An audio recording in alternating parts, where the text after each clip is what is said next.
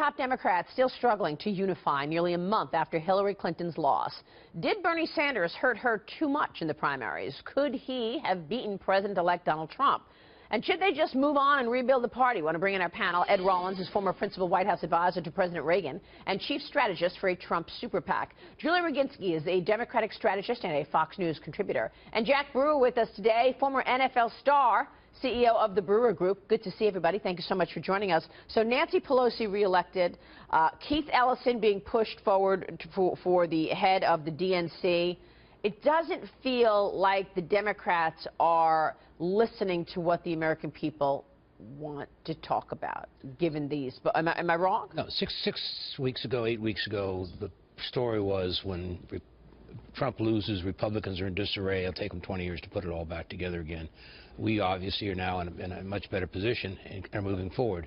I think the Democrats have got old, the leadership got old. Obviously, it's always difficult after a terrible defeat like this.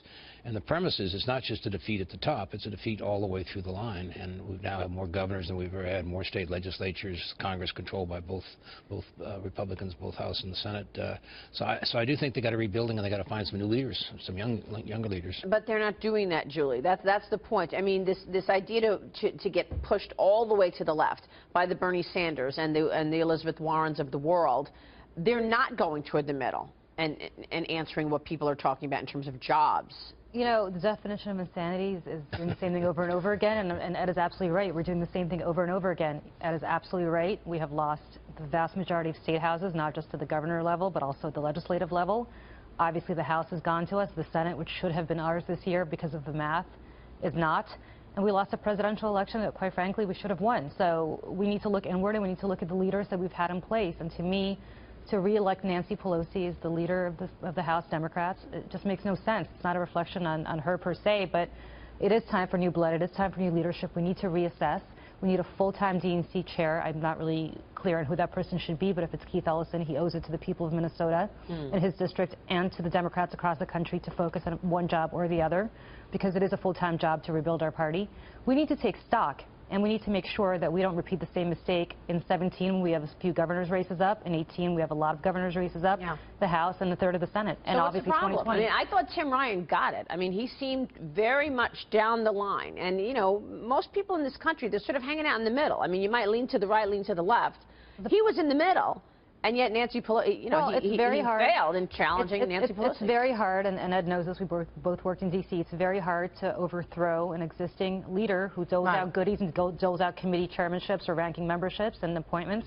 And it's a vastly hard task to do unless you really have a coalition of people coming together to do it as they have to Republicans. She's been a tremendous fundraiser, right? And Exactly. that's basically the premise. Nancy and I are peers. We started in California politics together. I'm an old man. She should retire or basically be Speaker Emeritus or whatever, step aside and let somebody else come into the game. Jack, how do you see it? It's like a football team that's searching for an identity, and whenever you're a political party, that's not good. They came off of obviously a horrific defeat that was shocking. But I use sports analogies a lot whenever you're competing. And so if you look at a football team that doesn't know whether it wants to run the ball or throw the ball, usually they're going to be in disarray, and I think that's what you're seeing with the Democratic Party. Because they don't understand what the American people really want at this point. It's about jobs and economic growth, I think.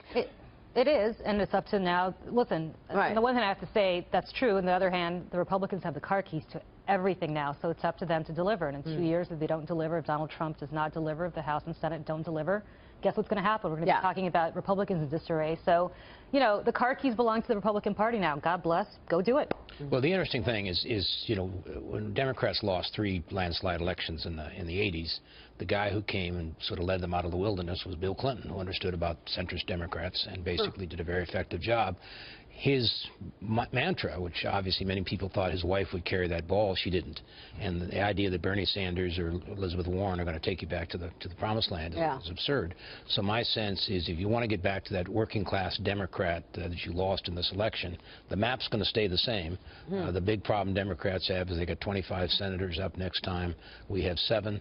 10 of those senators are in seats that Romney won. So they can really get clobbered in this next election. It's pretty extraordinary. Okay.